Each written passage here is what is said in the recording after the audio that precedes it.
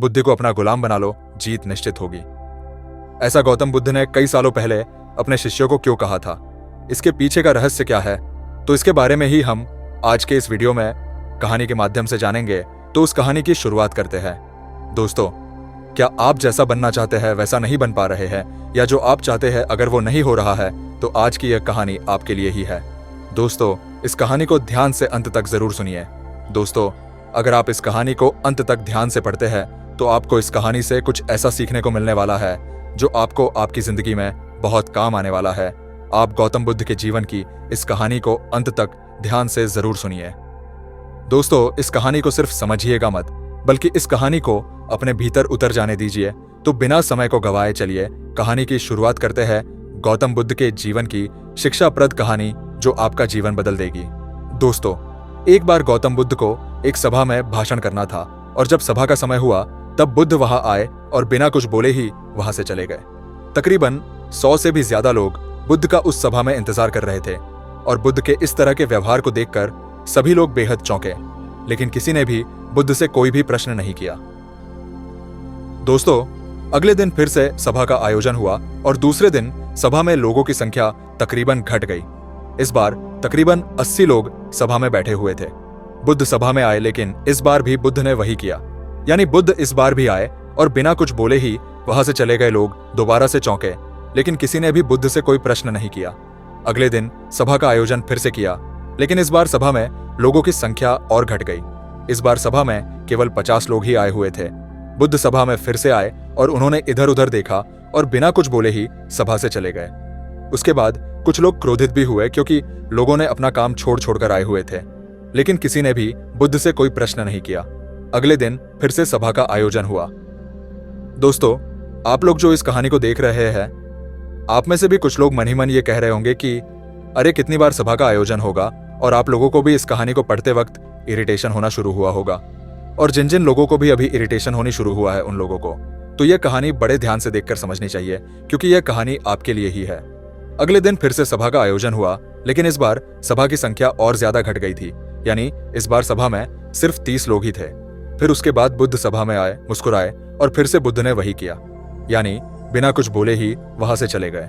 इस बार भी लोग बहुत क्रोधित हुए, और इस बार लोगों ने पीछे से कुछ कहा भी और बड़बड़ाए भी, लेकिन बुद्ध ने उनके किसी भी प्रश्न का उत्तर नहीं दिया। दोस्तों, अगले दिन फिर से सभा का आयोजन हुआ, और इस बार लोगों की संख्या बहुत ज्यादा घट गई थी। यानी इस बार सभा में कुल मिलाकर 15 लोग ही आए हुए थे। इस बार भी बुद्ध सभा में आए, लेकिन इस बार बुद्ध अपना आसन ग्रहण कर लेते हैं। फिर बुद्ध बोले, और बुद्ध ने उन 15 लोगों को उपदेश दिया, और वे 15 लोग ही बुद्ध के भिक्षु बन गए, और आगे चलकर उन 15 लोगों ने ही बुद्ध के ज्ञान को अलग अलग दिशाओं में फैला दिया। फिर एक दिन बुद्ध से किसी ने पूछा कि बुद्ध, आप कई दिनों तक बिना बोले ही सभा से क्यों चले जाते थे? फिर बुद्ध कहते हैं कि मैं उन लोगों को खोज रहा था जो लायक थे। यानी कि पहले दिन से भी ज्यादा लोग आए हुए थे, उसमें से ज्यादातर लोग सिर्फ आए हुए थे। उन्हें मेरे उपदेश से कोई भी मतलब नहीं था, वे बस आ गए थे, और उसमें से ज्यादातर लोग सिर्फ देखने और सुनने आए हुए थे कि सभा में क्या होता है। वे मेरे काम के लोग नहीं थे, क्योंकि वे लोग मेरे ज्ञान को औरों तक नहीं पहुंचा सकते थे। मुझे तो उन लोगों की खोज थी जो मेरे ज्ञान को जन जन तक पहुंचा सके। कई दिनों तक सभा से बिना बोले ही मैं इसीलिए चला गया, क्योंकि मैं यह देखना चाहता था कि वे कौन लोग हैं जिनके भीतर वास्तव में प्यास है। जिन लोगों के भीतर मैं वास्तव में प्यास थी, वे लोग अंत तक जरूर रुके, और जो लोग बस ऐसे ही आ गए थे, वे लोग पहले या दूसरे दिन ही चले गए।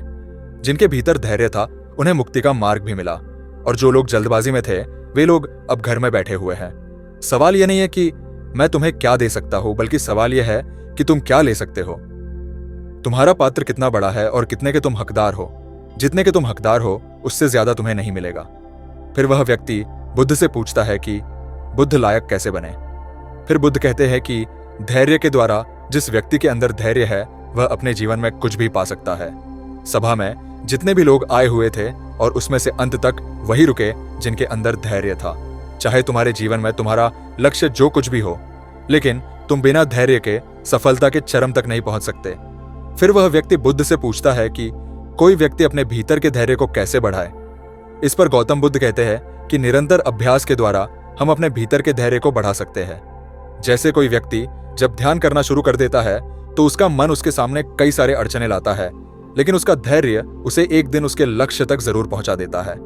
फिर वह व्यक्ति बुद्ध से कहता है कि मैं समझ गया, बुद्ध मैं समझ गया। यानी मुझे धैर्य के साथ निरंतर अभ्यास करने की आवश्यकता है। दोस्तों, अब आपको समझ आ गया कि आपके पास वह क्यों नहीं है जो आप पाना चाहते हैं, क्योंकि आप उसके लायक नहीं हैं। आप लायक तभी बनेंगे जब आप अपने भीतर धैर्य को बढ़ाएंगे। और धैर्य कैसे बढ़ेगा? धैर्य बढ़ेगा निरंतर अभ्यास के द्वारा। और अभ्यास कौन करेगा? अभ्यास करेंगे आप, तो फिर करते क्यों नहीं?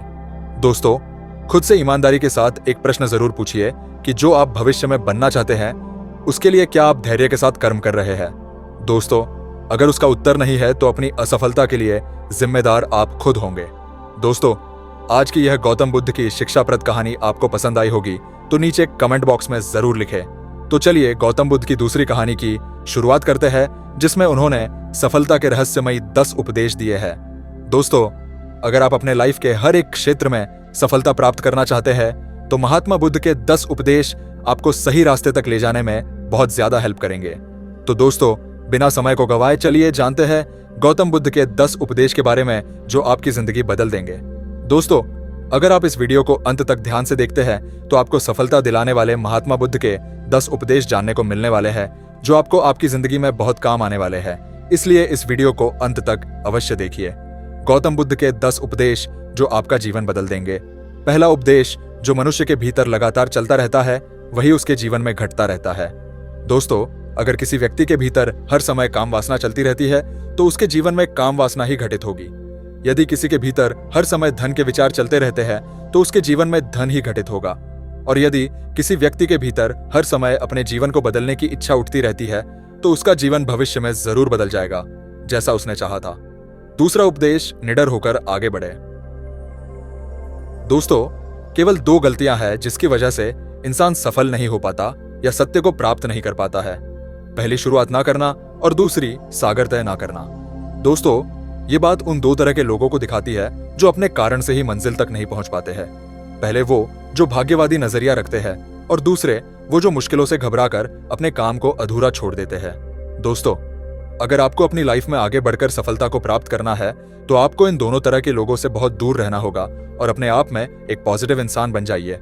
आगे बढ़िए और किसी भी काम की शुरुआत कीजिए, और जिस काम की भी आप शुरुआत करो उसे आप पूरा करने की कोशिश कीजिए, फिर सफलता आपको जरूर मिल जाएगी। दोस्तों, अब जानते हैं महात्मा बुद्ध के तीसरे उपदेश के बारे में। तीसरा उपदेश, मेहनत के बिना कुछ नहीं। दोस्तों, आलसपन और कामचोरी आपको बर्बादी की ओर ले जाने वाला एक छोटा सा रास्ता है, जबकि मेहनत अच्छा और खुशहाल जीवन जीने का एकमात्र तरीका है। मूर्ख लोग बेकार है और बुद्धिमान लोग मेहनती है। अगर आपको अपनी लाइफ में आगे बढ़ना है तो आपको मेहनत करनी होगी। दोस्तों, मूर्खों की तरह बैठे बैठे कुछ भी नहीं मिलता है और सुनने से कुछ नहीं होता। अगर आपको अपनी लाइफ में आगे बढ़ना है तो आपको उस पर एक्शन लेना बहुत जरूरी पड़ता है। इसीलिए बुद्ध ने कहा है, मेहनत करो, क्योंकि मेहनत के बिना कुछ नहीं होता है। बुद्ध का चौथा उपदेश, खुश रहना है तो अच्छा सोचिए। दोस्तों, बुद्ध ने कहा है कि जैसा हम सोचते हैं ठीक वैसा ही हम बन जाते हैं। जब मन शुद्ध होता है तब प्रसन्नता हमारा ऐसा पीछा करती है जैसे कि हमारी परछाई हमारा पीछा नहीं छोड़ती है। इसीलिए इंसान को हमेशा सकारात्मक बातें सोचनी चाहिए ताकि हर कठिन से भी कठिन परिस्थिति में वह आशा की किरण ढूंढ सके और अपनी लाइफ में खुश रह सके। सोच व्यक्ति के जीवन को बना भी सकती है और बिगाड़ भी सकती है, क्योंकि दोस्तों, जैसा व्यक्ति सोचता है वैसा ही वह बनता चला जाता है। आपकी सोच का निर्माण होता है आपकी 5 इंद्रियों के द्वारा, और वो 5 इंद्रियां हैं आंख, कान, नाक, जीभ और त्वचा। जैसी भी जानकारी आप इन 5 इंद्रियों के द्वारा अपने अंदर लेते हैं वैसे ही आपकी सोच बन जाती है, और जैसी आपकी सोच बनती है वैसा ही आपका जीवन बन जाता है। इसीलिए अगर आप खुश रहना चाहते हो तो अच्छा सोचिए। बुद्ध का 5वां उपदेश, वर्तमान में जिए। दोस्तों, महात्मा बुद्ध ने कहा है कि अपने आज में जिए और भविष्य का सपना मत देखिए। अपने मन को हमेशा वर्तमान क्षण पर केंद्रित करें, क्योंकि यही एक रास्ता है अपने दुखों और चिंताओं से मुक्ति पाने का, और यही तरीका आपको शांति की ओर ले जा सकता है। दोस्तों, ये सभी बातें हम सब पर लागू होती है, क्योंकि अक्सर हम अपनी बुरी आदतों का रोना रोते हैं या बेहतर भविष्य की कामना करते हैं, जिसके वजह से हम परेशान हो जाते हैं और उसके वजह से हम अपना आज खराब कर लेते हैं, जबकि आज ही सत्य है। दोस्तों, अगर हम अपना आज सुधार लेते हैं तो हमारा आने वाला कल अपने आप ठीक हो जाएगा, और हमें जिस चीज में खुशी चाहिए उसे हम आज ही के समय में पा लेंगे। छठा, बुद्ध का उपदेश, शांति से रहना है तो शांत ही रहने दो। दोस्तों, बुद्ध ने कहा है कि जो आपको प्राप्त हुआ है उसकी तारीफ ना करें और ना ही दूसरों से ईर्ष्या करें। जो लोग दूसरों से ईर्ष्या करते हैं वे लोग मन ही मन शांति कभी प्राप्त नहीं करते। इसलिए खुद भी खुश रहिए और दूसरों को भी खुश रहने दें। दोस्तों, जो इंसान दूसरों से नफरत करता है वह कभी भी खुश नहीं रह सकता है और उसकी जिंदगी में कभी भी खुशी नहीं आती है। इसीलिए अगर आपको खुश रहना है तो आप दूसरों को शांति से रहने दें। बुद्ध का सातवां उपदेश, अच्छी संगत में रहे। दोस्तों, बुद्ध ने कहा है कि एक जंगली जानवर के मुकाबले एक कपटी और बुरा मित्र ज्यादा खतरनाक होता है। एक जंगली जानवर सिर्फ आपके शरीर को घाव कर सकता है, लेकिन एक बुरा मित्र आपके मन पर घाव कर सकता है। इसीलिए इंसान के सामाजिक और मानसिक विकास के लिए उसके आसपास के वातावरण पर जोर दिया जाता है। जैसी आपकी संगति होगी ठीक वैसे आप बनते जाएंगे। जैसी संगति में हम रहेंगे वैसा हमारा व्यवहार होगा और वैसी ही हमारी जिंदगी बनेगी। इसीलिए बुद्ध ने कहा है कि हमेशा अच्छी संगत में रहे, ना कि बुरी संगत में। बुद्ध का आठवां उपदेश, अपने मन को नियंत्रित करें। दोस्तों, बुद्ध ने कहा है कि ना ही संसार बुरा है और ना ही संन्यास बुरा है। अगर कुछ बुरा है तो वो है व्यक्ति का विचलित मन जो उसे कहीं टिकने नहीं देता है। इसीलिए हमें हर क्षण अपने मन को समझने का प्रयास करना चाहिए। दोस्तों, जो लोग अक्सर थका हुआ महसूस करते हैं उन्हें मैं बताना चाहता हूं कि आपकी थकावट का कारण यही है कि आपके मन में अनगिनत विचार चल रहे हैं जो कि आपके शरीर की ऊर्जा को खत्म कर रहे हैं। बुद्ध का नौवां उपदेश, व्यक्ति को व्याभिचार नहीं करना चाहिए। दोस्तों, बुद्ध ने कहा है कि व्यक्ति को व्याभिचार नहीं करना चाहिए क्योंकि व्याभिचार व्यक्ति को उसकी ही नजरों में छोटा बनाता है और छोटा व्यक्ति कभी भी कुछ बड़ा हासिल नहीं कर सकता। बुद्ध का 10वां उपदेश, क्रोध अग्नि के समान है। दोस्तों, बुद्ध ने कहा है कि क्रोध अग्नि के समान है। व्यक्ति उसे बुझाना तो चाहता है लेकिन वह उसमें सूखी लकड़ियां डालता है जिसके कारण वह बुझने के बजाय और भी ज्यादा बढ़ता है। यदि आप अपने क्रोध को खत्म करना चाहते हो तो उसे भोजन देना बंद कर देना होगा। दोस्तों, क्रोध का भोजन है बेवजह की इच्छाएं, अहंकार और जागरूकता की कमी और नासमझी। यदि आप क्रोध को यह सभी भोजन नहीं दोगे तो आपको क्रोध कभी नहीं आएगा। दोस्तों, ये थे वह गौतम बुद्ध के द्वारा दिए उपदेश। आप सभी को कैसे लगे नीचे कमेंट बॉक्स में कमेंट करके जरूर बताएं। तो चलिए दोस्तों, अब हम गौतम बुद्ध से जानेंगे दुखों से मुक्ति कैसे पाए। उसके ऊपर एक प्रेरणादायक कहानी हम आपको अभी सुनाएंगे। तो चलिए उस कहानी की शुरुआत करते हैं। दुखों से मुक्ति की प्रेरणादायक कहानी। दोस्तों, एक बार पहाड़ों के बीच बसे एक छोटे से गांव में प्रिया नाम की एक महिला रहती थी। प्रिया ने अपने जीवन में बहुत दुखों का अनुभव किया था। उसने कम उम्र में अपने माता पिता को खो दिया था और एक ऐसे व्यक्ति से शादी कर ली थी जो उससे प्यार नहीं करता। प्रिया का पति शराबी था और अक्सर उसे शारीरिक और भावनात्मक रूप से प्रताड़ित करता था। प्रिया ने कई वर्षों तक इस दर्द को सहा था। एक दिन वह इसे सहन नहीं कर सकी और उसने यह फैसला किया कि वह उस दुख से मुक्त होना चाहती है जिसने इतने लंबे समय तक उसके जीवन को त्रस्त कर रखा था। वह जानती थी कि अगर वह एक सुखी जीवन जीना चाहती है या स्वतंत्रता का अनुभव करना चाहती है तो उसे अपना घर छोड़ना होगा। इसलिए एक रात उसने अपना एक छोटा सा बैग पैक किया और घर से निकल गई। प्रिया ने अपने गहने भी रख लिए थे जिन्हें बेचकर वह अपने सफर में आगे बढ़ सकती थी। जब वह सुनसान सड़क पर चल रही थी तो उसे राहत का एहसास हुआ। लंबे समय में पहली बार उसे लगा कि उसका अपने जीवन पर नियंत्रण है। प्रिया को नहीं पता था कि वह कहाँ जा रही है, लेकिन वह जानती थी कि उसे आगे बढ़ते रहना है। दिन हफ्तों में बदल गए और प्रिया अपने घर से बेहद दूर आ चुकी थी। उसे रास्ते में कई बाधाओं का सामना करना पड़ा, लेकिन वह आगे बढ़ती गई। उसने उस जीवन को पीछे छोड़ दिया था जिसने उसे इतना दर्द दिया था और उसने कभी पीछे मुड़कर नहीं देखने का निश्चय किया था। चलते चलते प्रिया की मुलाकात एक वृद्ध आशी से हुई जो नदी के किनारे एक छोटी सी झोपड़ी में रहते थे। प्रिया ने राशि से पूछा कि क्या वह उसे दुख से मुक्ति पाने में उसकी मदद कर सकते हैं जिसने उसके जीवन को बर्बाद कर दिया था। आशी ने प्रिया को देखा और कहा, बच्ची, दुख से मुक्ति अपने आप बाहर नहीं मिल सकती। यह मन की एक अवस्था है जिसे व्यक्ति को भीतर से विकसित करना चाहिए। आपको अतीत को छोड़ना और वर्तमान क्षण में जीना सीखना चाहिए, तभी आप सच्ची स्वतंत्रता का अनुभव कर पाओगे। प्रिया ने आशी की बातों को ध्यान से सुना और उसने महसूस किया कि वह बहुत लंबे समय से अपने अतीत को पकड़े हुए थी, इसीलिए उसका दर्द कम नहीं हो पा रहा था। उसने राशि को धन्यवाद दिया और अपनी यात्रा जारी रखी। चलते चलते प्रिया ने राशि की शिक्षाओं का अभ्यास करना शुरू कर दिया। उसने अतीत को जाने देना शुरू किया और वर्तमान क्षण पर ध्यान केंद्रित किया। फिर उसे जीवन की साधारण चीजों में भी खुशी मिलने लगी। प्रिया एक गांव से गुजर रही थी जहां पर पोस्टर लगे थे, कि प्राइमरी स्कूल में शिक्षक की आवश्यकता है। प्रिया पढ़ी लिखी थी और उसे पैसे की भी आवश्यकता थी, इसलिए वह बच्चों को पढ़ाने लगी। एक दिन प्रिया लोगों के एक समूह से मिली जो आग के चारों ओर इकट्ठा थे। वे नाच रहे थे और गा रहे थे और उनकी हंसी हवा में गूंज रही थी। प्रिया पहले तो इसमें शामिल होने से हिचकिचा रही थी, लेकिन उसके भीतर की आवाज उसे उस समूह में जाने और मजे करने के लिए कह रही थी।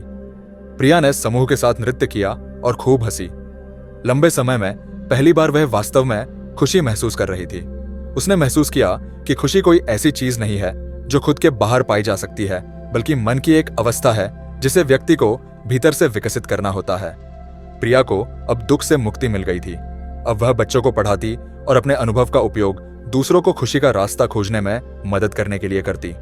तो दोस्तों, इस कहानी से हमें यह सीखने को मिलता है कि खुशी कोई ऐसी चीज नहीं है जो खुद के बाहर पाई जा सकती है, बल्कि मन की एक अवस्था है जिसे व्यक्ति को भीतर से विकसित करना होता है।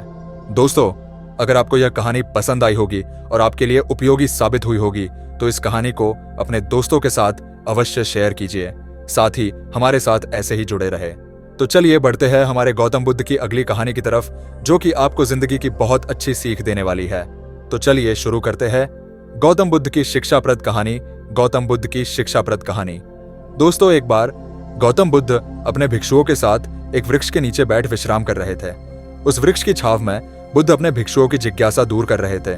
बुद्ध के सभी भिक्षु एक एक करके उनसे प्रश्न पूछ रहे थे और गौतम बुद्ध उनके प्रश्नों के उत्तर दे रहे थे। बुद्ध के उन भिक्षुओं में कुछ भिक्षु ऐसे भी थे जो कुछ समय पहले ही संघ से जुड़े हुए थे, जिसके कारण अभी उनके भीतर वह समझ पैदा नहीं हुई थी जो गौतम बुद्ध के प्रवचनों को समझ सके। गर्मियों का समय था, सूरज अपने चरम पर था और चारों तरफ धूप ही धूप थी, लेकिन उस वृक्ष के कारण बुद्ध और उनके सभी भिक्षु आराम से छाव में बैठे हुए थे। इतने में ही गौतम बुद्ध के एक भिक्षु की नजर एक बूढ़े व्यक्ति पर पड़ती है जो उस वृक्ष के पास से ही गुजर रहा था। वह भिक्षु उस बूढ़े व्यक्ति को देखकर अचानक से ही हंसने लगता है। उस बूढ़े व्यक्ति की उम्र बहुत ज्यादा हो गई थी, जिसके कारण उसकी कमर मुड़ गई थी। उस बूढ़े व्यक्ति के हाथ में एक डंडा था जिसका सहारा लेकर वह बूढ़ा व्यक्ति अपनी मंजिल तक पहुंचने का प्रयास कर रहा था। उस बूढ़े व्यक्ति का शरीर केवल हड्डियों का ढांचा मात्र। अपने भिक्षु को हंसते हुए देख बुद्ध उससे कहते हैं कि मेरे प्रिय भिक्षुओं, कृपा कर हंसो मत, क्योंकि जिस व्यक्ति को देखकर तुम अभी हंस रहे हो वह कोई साधारण व्यक्ति नहीं है, बल्कि वह व्यक्ति इसी क्षण तुम्हारे जीवन को रूपांतरित करने की क्षमता रखता है। जो आज तक मैं तुम्हें सिखा नहीं पाया वह यह बूढ़ा व्यक्ति तुम्हें सिखा रहा है। इसके द्वारा दी गई सीख को बेकार ना करो। बुद्ध की यह बात सुनकर वह भिक्षु बुद्ध से कहता है कि मुझे क्षमा करें। बुद्ध, पर मुझे यह समझ नहीं आ रहा है कि जो एक बूढ़ा व्यक्ति जो खुद अपने शरीर और अपनी बीमारियों से लाचार है वह मुझे क्या सिखा सकता है। फिर बुद्ध उस भिक्षु से कहते हैं कि यह बूढ़ा व्यक्ति तुम्हें तुम्हारा भविष्य दिखा रहा है। जिस बुढ़ापे को और लाचारी को देखकर तुम अभी हंस रहे हो, वह बुढ़ापा और लाचारी तुम्हारे जीवन में भी आने वाली है। वह बूढ़ा व्यक्ति तुमसे कह रहा है कि अभी समय है इस स्वस्थ शरीर का अच्छे कर्म करने के लिए उपयोग करो। अगर तुम्हारा यह स्वस्थ शरीर तुम्हारे हाथ से निकल गया तो फिर से वापस नहीं आएगा, और अभी तुम्हारा यह शरीर सही से काम कर रहा है, जैसे कि तुम्हारे हाथ, पैर, आंख, कान और यह सभी चीजें सही से काम कर रही है। क्या यह छोटी बात है? और क्या तुम इसे मामूली सी बात समझ रहे हो? यह घटना कोई साधारण घटना नहीं थी जो अभी तुम्हारे साथ घटी, और यह घटना तुम्हारे जीवन को बदलने की क्षमता रखती है। ठीक इसी तरह की घटना ने मेरा जीवन बदला था, और इस तरह की घटना के कारण ही मैं आज बुद्ध हूं। फिर वह भिक्षु बुद्ध से कहता है कि क्षमा करें बुद्ध, परंतु मेरे मन में यह विचार ही नहीं आया कि मैं उस बूढ़े व्यक्ति से कुछ सीख सकता हूं। उसे देखकर केवल मुझे हंसी आ गई।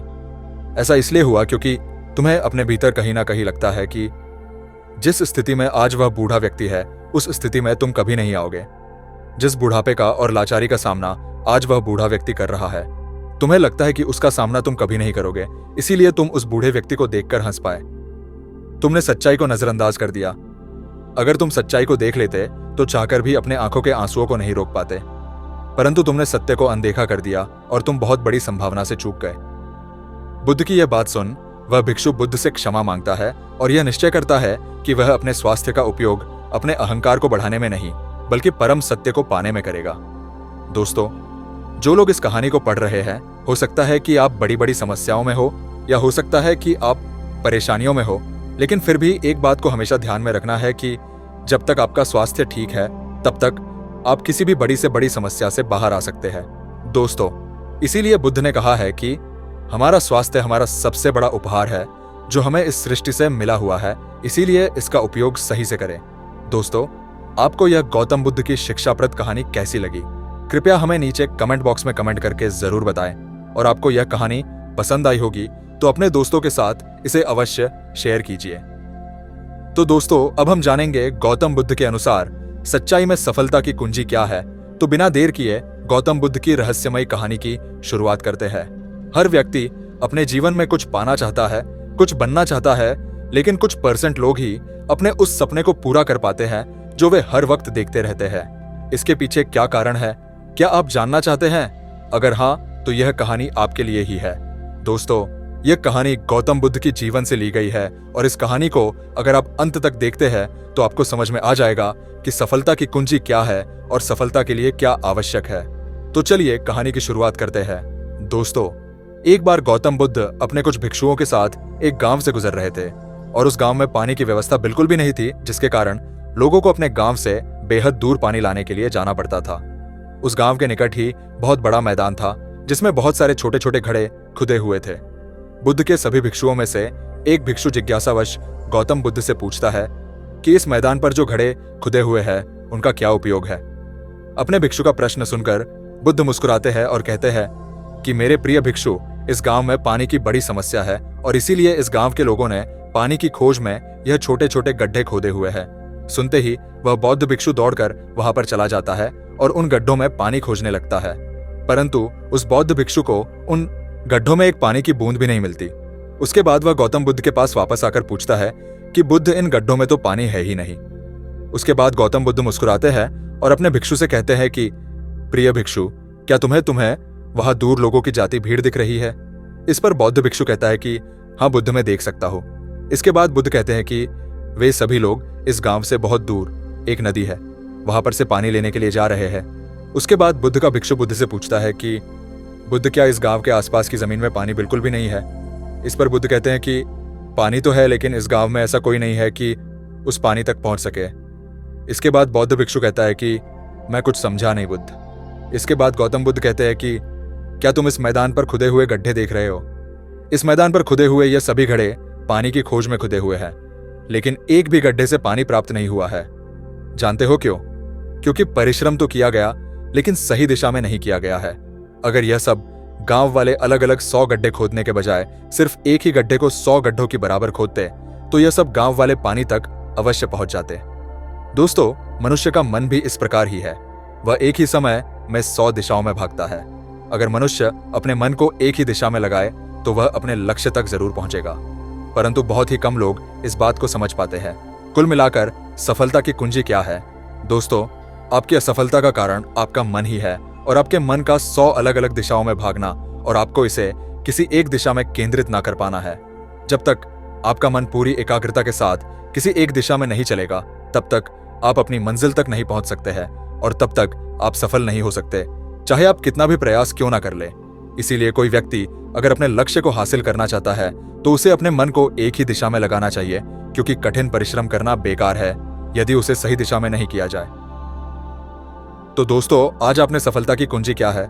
कहानी के जरिए यह सीखा कि कठिन परिश्रम करना बेकार है यदि उसे सही दिशा में नहीं किया जाए तो दोस्तों, चलिए बढ़ते हैं हमारे आखिरी कहानी की तरफ, जो कहानी है भाग्य के ऊपर की। भाग्य का लिखा कभी नहीं मिटता। इस विषय पर हम गौतम बुद्ध की एक रहस्यमयी कहानी आपको सुनाएंगे। किसी गांव में एक बहुत ही ज्ञानी पंडित रहता था। एक दिन वह अपने बचपन के दोस्त से मिलने के लिए दूसरे गांव में जा रहा था। उसका वह दोस्त बचपन से ही गूंगा और एक पैर से अपाहिज था। उसे पंडित के गांव से उसके दोस्त का घर काफी दूर था। वहां जाने के लिए बीच बीच में कई सारे छोटे छोटे गांव पड़ते थे। पंडित रास्ते में अपनी धुन में चला जा रहा था। चलते चलते उसकी मुलाकात एक व्यक्ति से होती है। वह भी पंडित के साथ चलने लगता है। उस आदमी को देखकर पंडित बहुत खुश हो जाता है। उसने सोचा, चलो अच्छा हुआ, साथ साथ चलने से उसका सफर आसानी से कट जाएगा। बात की शुरुआत करने के लिए उस पंडित ने उस व्यक्ति से उसका नाम पूछा तो उसने अपना नाम धर्मराज बताया। पंडित को यह नाम कुछ अजीब सा लगा, लेकिन उसने नाम के विषय में कुछ और पूछना उचित नहीं समझा। दोनों धीरे धीरे साथ में चल रहे थे। तभी रास्ते में एक गांव आता है। गांव का प्रवेश द्वार आते ही धर्मराज ने पंडित से कहा, तुम आगे चलो, मुझे इस गांव में एक काम है, मैं तुमसे आगे मिलता हूं। पंडित ने कहा ठीक है। वह आगे के रास्ते पर चला जाता है। कुछ देर बाद उस गांव में खबर फैली कि एक व्यक्ति को सांड ने अपनी सींग में फंसाकर मार दिया है। जैसे ही सांड ने उस व्यक्ति को मारा, ठीक कुछ ही देर में धर्मराज पंडित के पास आ गया। फिर दोनों चलना शुरू कर देते हैं और चलते चलते एक दूसरे गांव के द्वार पर पहुंच जाते हैं। उस गांव के बाहर एक बड़ा और विशाल मंदिर बना हुआ था। वहां पर आराम करने की सुविधा काफी बढ़िया लग रही थी। पंडित के दोस्त का घर अभी वहां से बहुत दूर था और रात भी होने वाली थी, तो पंडित ने धर्मराज से कहा रात होने वाली है, पूरे दिन चलते चलते थक भी चुके हैं और भूख भी लग रही है, तो यहाँ पर भोजन करके यहीं पर हम विश्राम कर लेते हैं, फिर सुबह के समय आराम से आगे की यात्रा जारी करेंगे। धर्मराज ने कहा ठीक है, मुझे इस गांव में किसी को कुछ जरूरी सामान देने जाना है, तुम भोजन करके आराम करो, मैं बाद में आकर भोजन कर लूंगा। इतना कहकर वह वहां से चला जाता है। लेकिन उसके जाते ही कुछ ही देर बाद धुआं उठता हुआ दिखाई देता है और देखते ही देखते पूरे गांव में आग लग जाती है। पंडित ने हैरानी से सोचा कि यह धर्मराज जहां भी जाता है वहां कोई ना कोई अनहोनी जरूर हो जाती है, कुछ तो गड़बड़ है इस व्यक्ति में। लेकिन पंडित ने रात्रि में धर्मराज से कुछ भी पूछना उचित नहीं समझा। सुबह होते ही दोनों फिर से अपनी यात्रा शुरू कर देते हैं। कुछ देर चलने के बाद रास्ते में फिर से एक गांव आता है। धर्मराज ने फिर पंडित से कहा आप आगे चलिए, मुझे इस गांव में अपने मित्र से मिलने जाना है, मैं अपने दोस्त से मिलने के बाद आगे रास्ते में मिलूंगा। यह कहकर धर्मराज वहां से चला गया, लेकिन पंडित इस बार आगे नहीं गया। वही खड़ा होकर धर्मराज को देखता रहा कि वह कहाँ जा रहा है और क्या करता है। तभी थोड़ी देर बाद लोगों की आवाज सुनाई देने लगी कि एक व्यक्ति को सांप ने काट लिया है और उसकी मृत्यु हो गई है। ठीक उसी समय धर्मराज फिर पंडित के पास पहुंच गया, लेकिन इस बार पंडित से रहा नहीं गया और उसने धर्मराज से पूछ ही लिया कि तुम जिस भी गांव में जाते हो वहां कोई ना कोई अनहोनी जरूर हो जाती है, क्या तुम मुझे बता सकते हो यह ऐसा क्यों हो रहा है? धर्मराज ने कहा पंडित जी, आप तो मुझे बहुत ज्ञानी मालूम पड़े था, इसीलिए मैं आपके साथ चलने लगा था, क्योंकि ज्ञानियों का साथ बहुत अच्छा होता है, परंतु आप अभी तक समझ नहीं पाए कि मैं कौन हूं। पंडित ने कहा मैं समझ गया हूं, लेकिन मुझे कुछ शंका है, अगर आप ही अपना उपयुक्त परिचय दे दें तो मेरे लिए आसानी होगी। तब धर्मराज ने जवाब दिया कि मैं यमदूत हूं और यमराज की आज्ञा से उन लोगों के प्राण हरण करता हूं जिनकी उम्र पूरी हो चुकी है। हालांकि पंडित को पहले से ही इस बात की आशंका थी, फिर भी धर्मराज के मुंह से ये बातें सुनकर वह घबरा गया। लेकिन वह हिम्मत करके पूछता है कि अगर तुम सच में यमदूत हो तो मुझे बताओ, अगली मृत्यु किसकी है? धर्मराज ने जवाब दिया अगली मृत्यु तुम्हारे उसी मित्र की है जिससे तुम मिलने जा रहे हो, और उसकी मृत्यु का कारण भी तुम ही बनोगे। यह बात सुनकर पंडित सहम गया और सोच में पड़ गया कि अगर सच में यह धर्मराज यमदूत हुआ तो उसकी बात भी सच होगी और उसके कारण मेरे बचपन के सबसे अच्छे मित्र की मृत्यु हो जाएगी। तो सबसे अच्छा तो यही होगा कि मैं अपने मित्र से मिलने ही ना जाऊं, कम से कम मैं उसकी मृत्यु का कारण तो नहीं बनूंगा। धर्मराज ने मुस्कुराते हुए कहा तुम जो सोच रहे हो वो सब मुझे पता है, मगर तुम्हारे अपने मित्र से मिलने ना जाने से नियति नहीं बदल जाएगी। तुम्हारे मित्र की मृत्यु तो निश्चित है और वह अगले कुछ ही पलों में घटित होने वाली है। महाकाल के मुंह से ऐसी बातें सुनकर पंडित को झटका लगा, क्योंकि महाकाल ने पंडित के मन की बातें पढ़ ली थी, जो कि एक सामान्य व्यक्ति के लिए संभव नहीं है।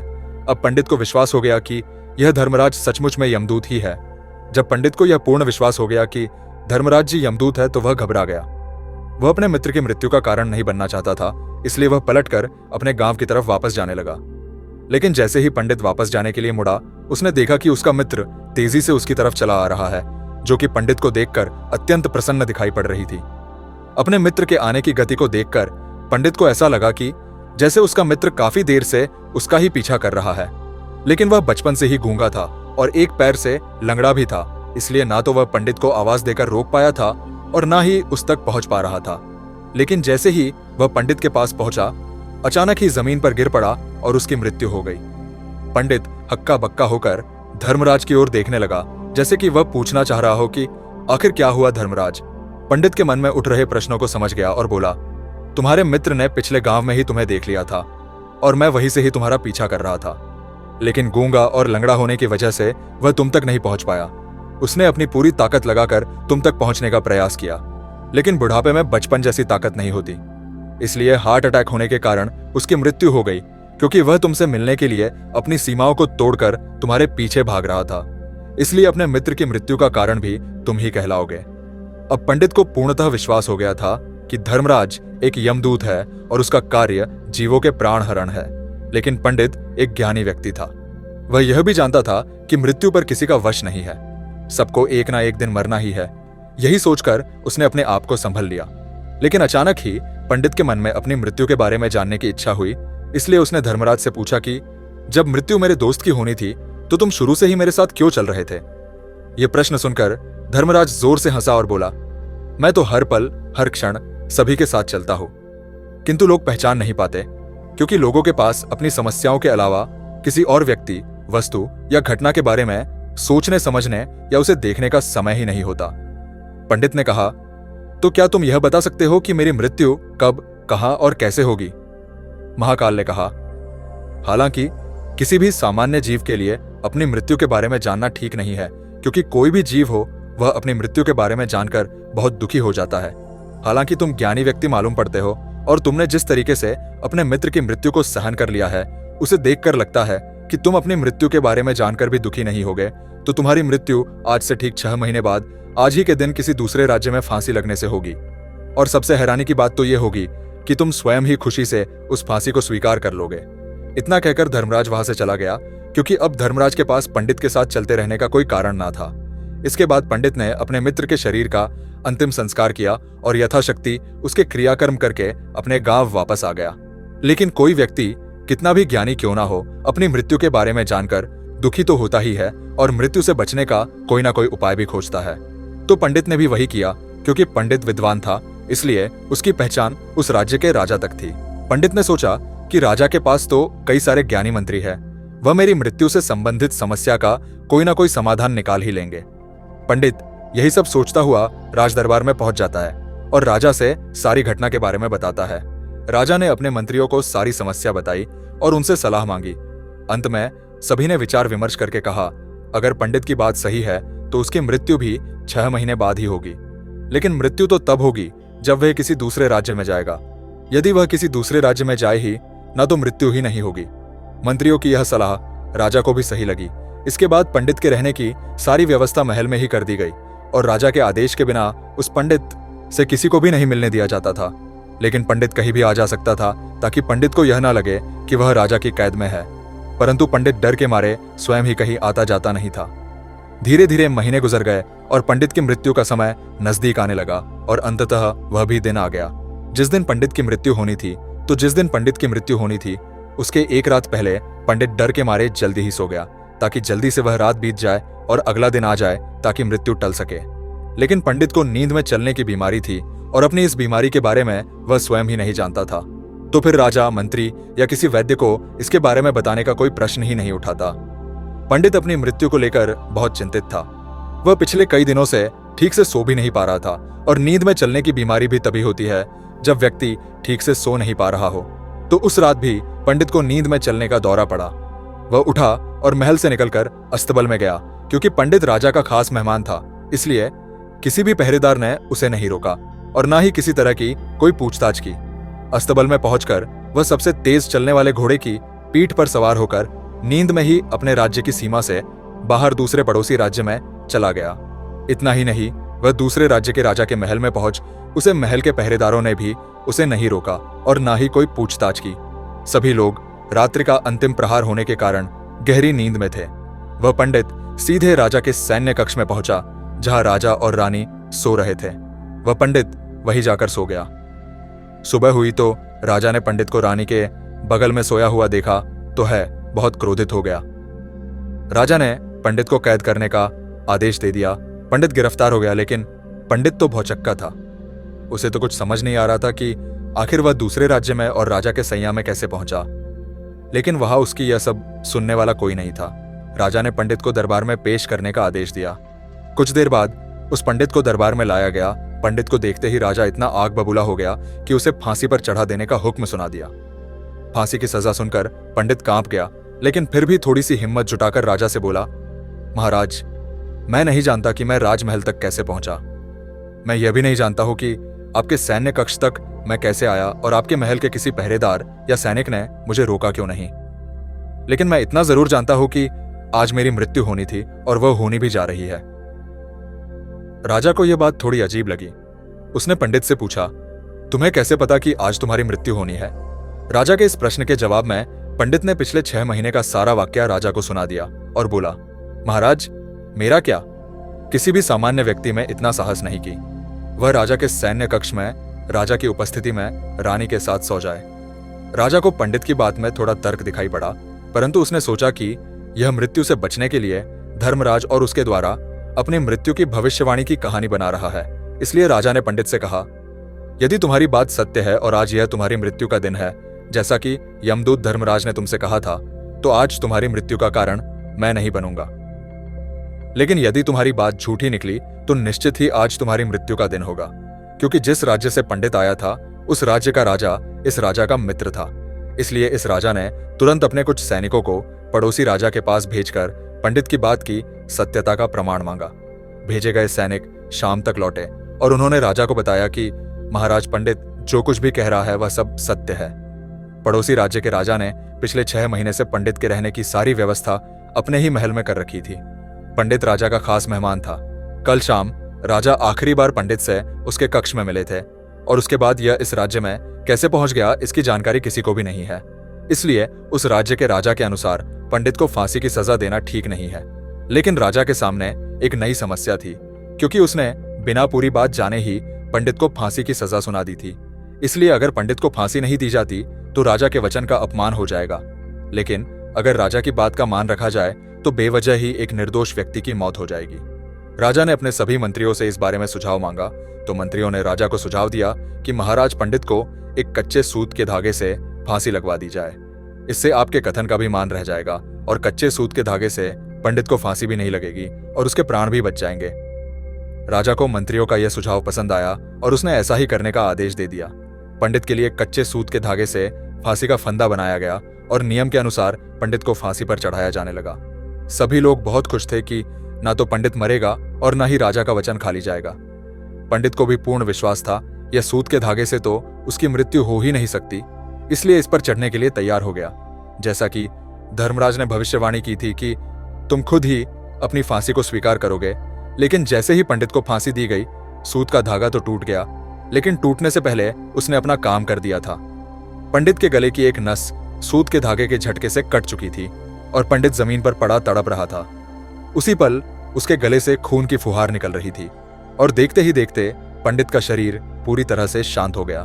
सभी लोग आश्चर्यचकित थे और पंडित को मरता हुआ देख रहे थे।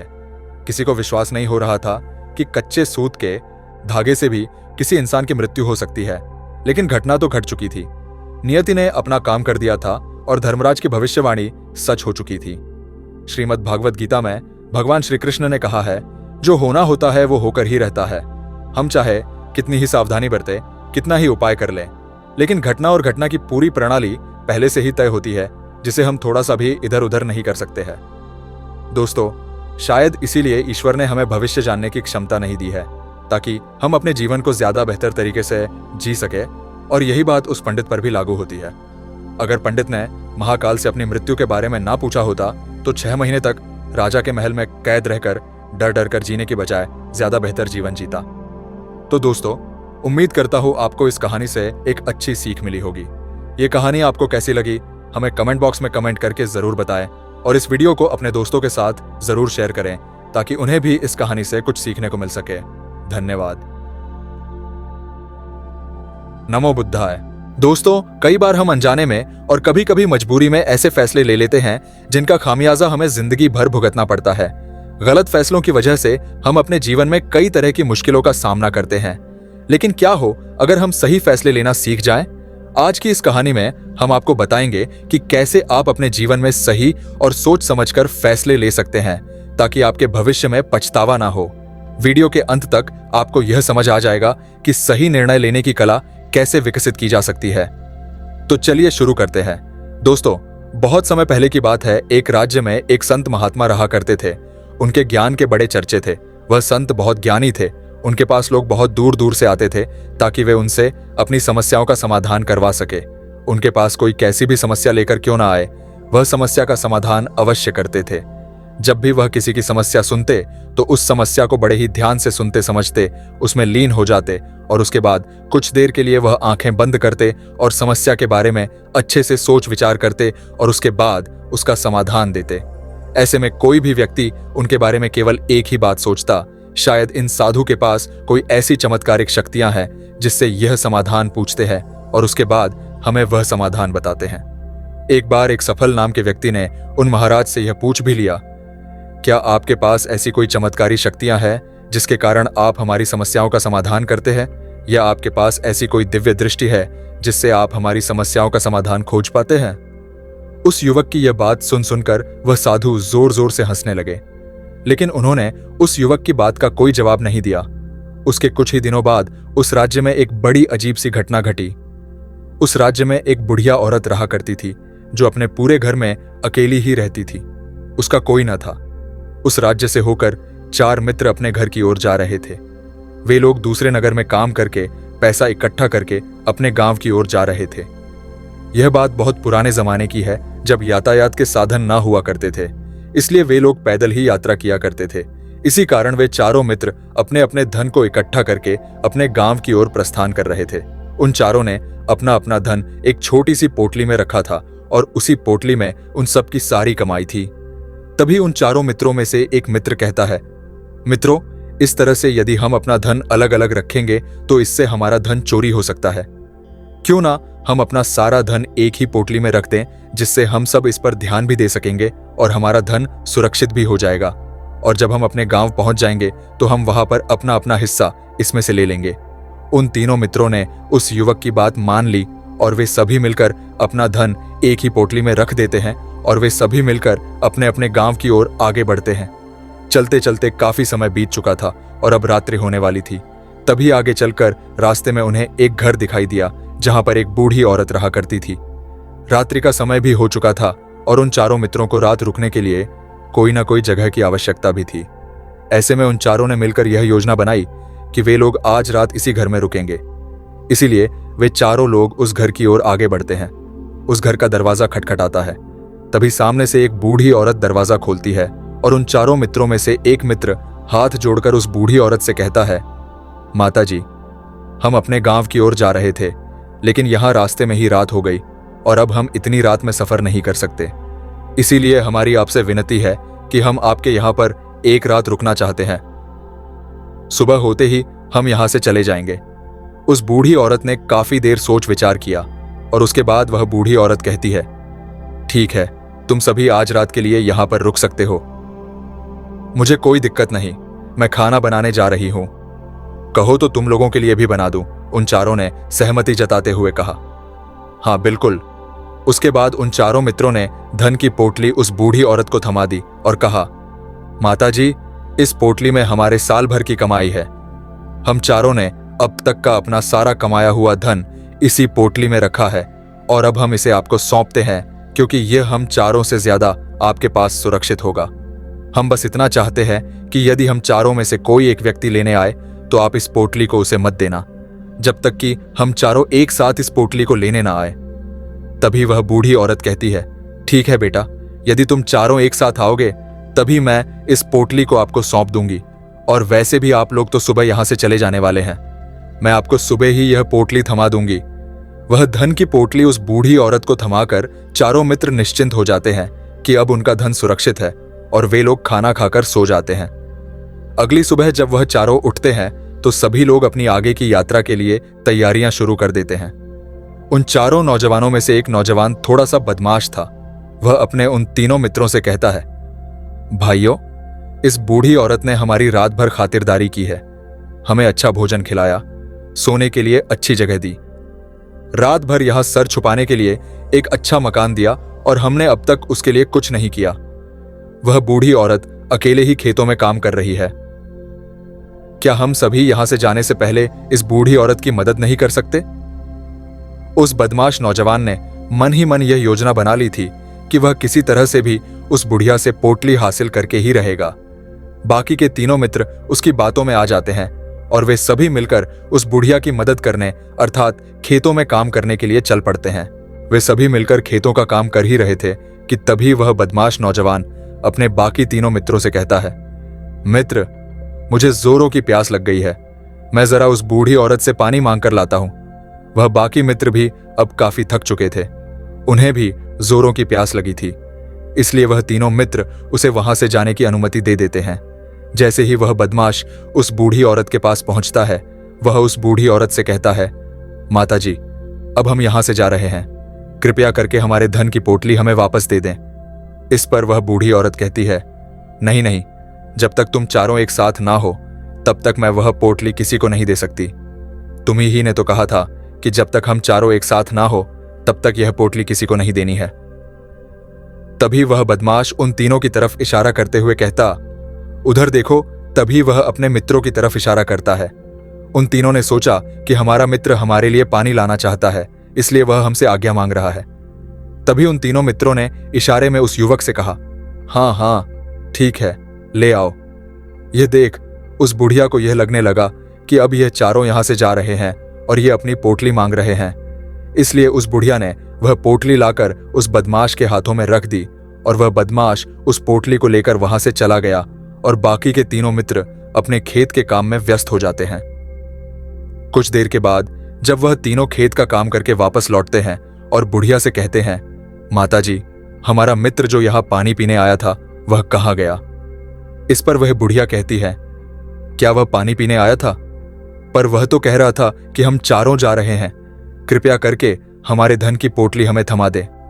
तब तीनों बड़े आश्चर्य होकर उस बुढ़िया से कहते हैं, माता जी, हमने भला कब कहा?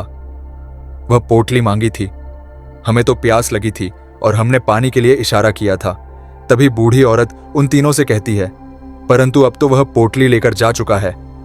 तभी वह तीनों मित्र सर पकड़कर रोने लगते हैं और कहते हैं, माता जी, उसमें हमारा सारा कमाया हुआ धन था जो वह अकेले लेकर भाग चुका है। हमने तो आपको कहा था कि जब तक हम चारों एक साथ ना आए तब तक आपको वह पोटली किसी को नहीं देनी है। फिर आपने ऐसा क्यों किया? इसमें आप ही की गलती है।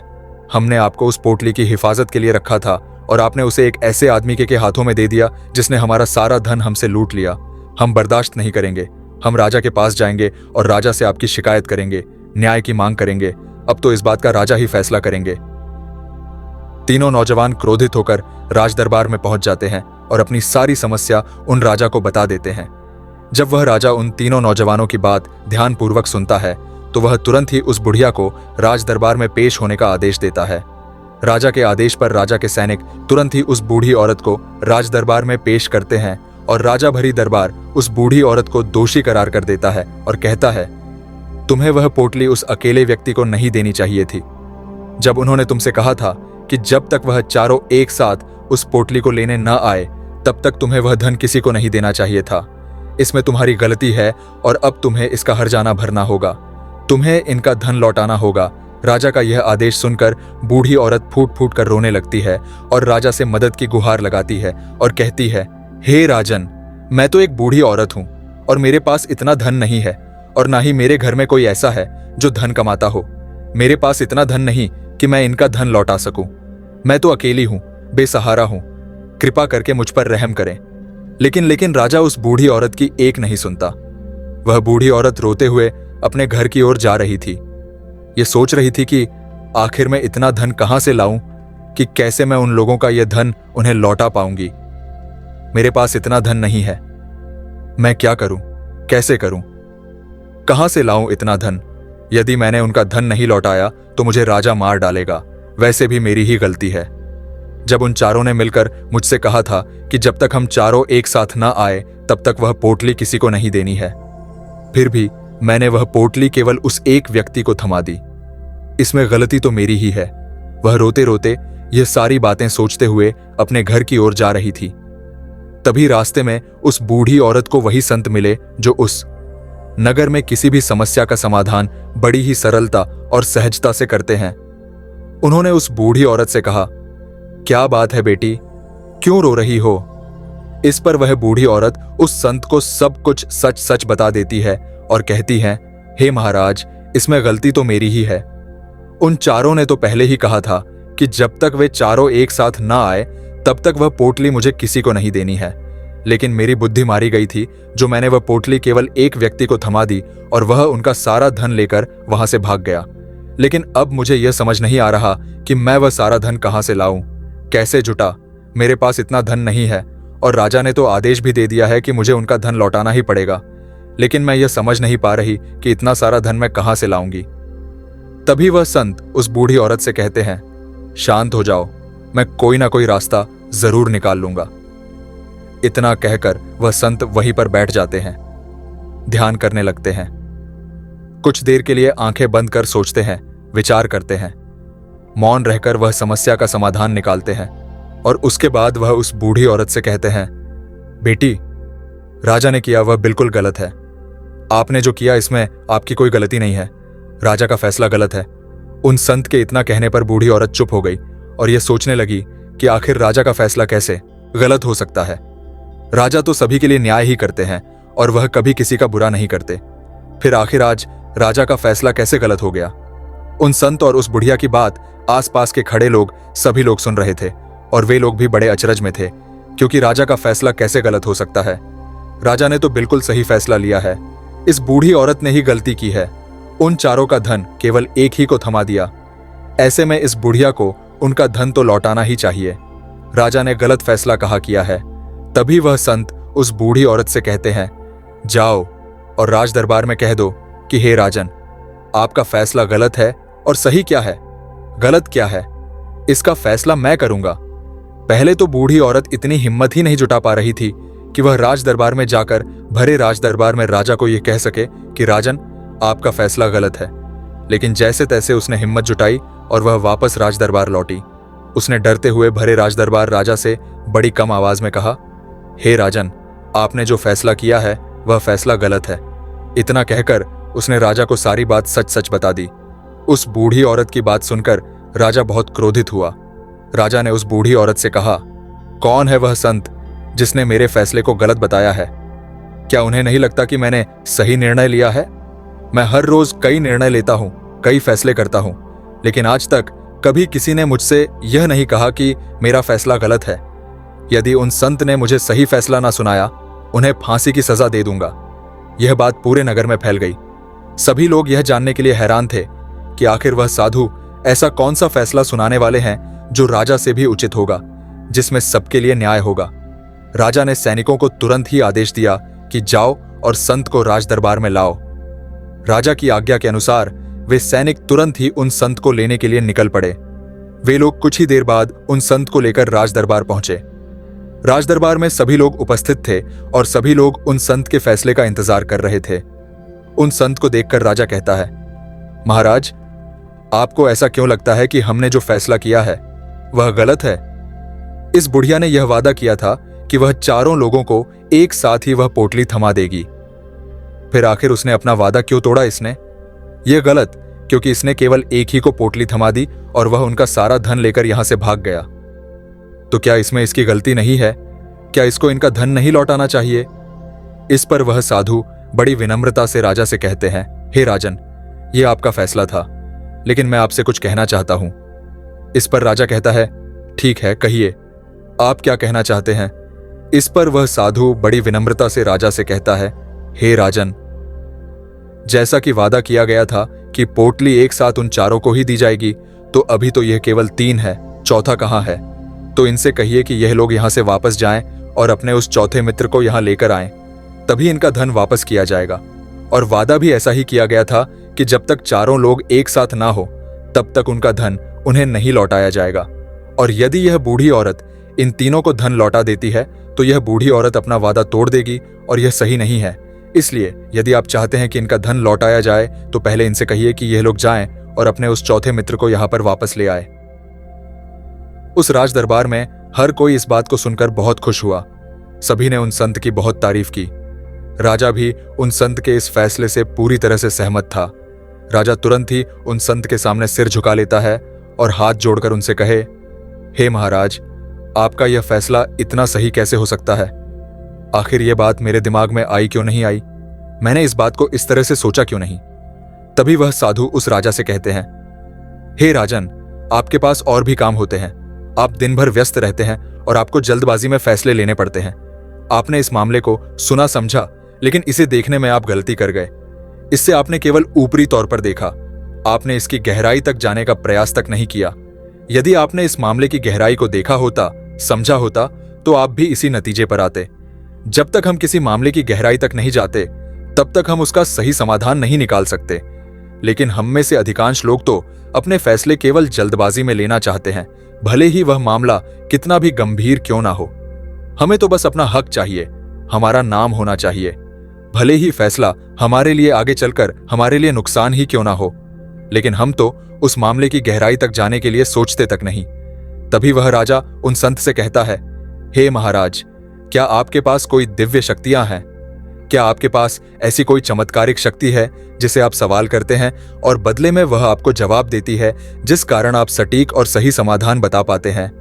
राजा की यह बात सुनकर संत मुस्कुराने लगे और राजा से कहते हैं, हे राजन, यह सवाल मुझसे कई लोगों ने पूछा है और मैंने कभी किसी का कोई जवाब नहीं दिया। लेकिन आप इस राज्य के राजा हैं, इसीलिए मैं आपके इस प्रश्न का उत्तर देता हूं। आप में से कई लोगों को यहां ऐसा लगता है कि मेरे पास कोई ऐसी शक्तियां हैं जिससे मैं बात कर सकता हूं, जिससे मैं कोई भी समस्या का समाधान पा सकता हूं। लेकिन मैं आप लोगों को एक बात सच सच बता देता हूं, मेरे पास ऐसी कोई शक्तियां नहीं है। मैं तो केवल हर मामले की गहराई तक सोचता हूं, उस बात पर विचार करता हूं, और जब मैं विचार करता हूं तो मेरे सामने कई सारे समाधान आते हैं, और जो समाधान मेरे सामने आते हैं मैं उन पर भी विचार करता हूं, उनके बारे में भी गहराई तक जाता हूं, और जब मुझे लगता है कि इस समस्या का समाधान यही होना चाहिए, तभी मैं समाधान उस व्यक्ति को देता हूं ताकि वह अपनी समस्या का समाधान कर सके। अब आप ही सोचिए, आप जल्दबाजी में यह फैसला लेकर इस बुढ़िया का जीवन पूरी तरह से बर्बाद कर देते। हमारा पूरा जीवन केवल एक फैसले पर निर्भर करता है। यदि वह फैसला सही हुआ तो हमारा जीवन अच्छा बन जाएगा, और यदि वह फैसला गलत निकला तो हमारा जीवन नरक से भी बदतर हो सकता है। इसलिए यदि आप सही और सटीक फैसला लेना चाहते हैं तो आपको मौन रहना सीखना पड़ेगा। मौन रहकर उस पर विचार करना सीखना होगा, क्योंकि हमारे फैसले ही हमारा भविष्य तय करते हैं, हमारी जिंदगी का अगला पड़ाव तय करते हैं। फिर चाहे वह फैसले छोटे हों या बड़े, वे ही हमारी जिंदगी को निर्धारित करते हैं। इसीलिए सबसे पहले हमें सही फैसले लेने के लिए मौन रहना सीखना आवश्यक है, उन पर विचार करना आवश्यक है, और जब आप ऐसा करते हैं तो आपके सामने एक ही समस्या के कई सारे समाधान निकल कर आते हैं। और जब आप उन पर गौर करेंगे तो आपको यह समझ में आएगा कि उन फैसलों का समाधान कैसा होना चाहिए, कि समाधान से आपको क्या फायदा होगा और क्या नुकसान होगा। या उस समाधान पर सोच और विचार करने पर ही आप उसे समझ सकते हैं, और तभी आप यह निर्णय भी ले सकते हैं कि क्या यह समाधान उचित रहेगा या नहीं। और यह सब संभव हो सकता है यदि हम कम बोलना शुरू करें, अब पूरी तरह से मौन हो जाए।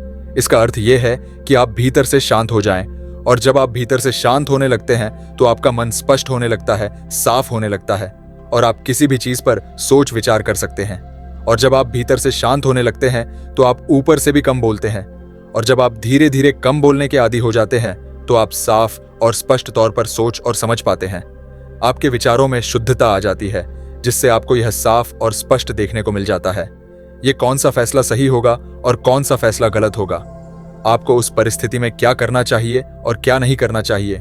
लेकिन हम में से अधिकांश लोग अपने आप को सही साबित करने के लिए, अपने आप को ऊंचा साबित करने के लिए अत्यधिक बोलते हैं, और इतना बोलते हैं कि हर कोई उनकी बातों को गंभीरता से नहीं लेता।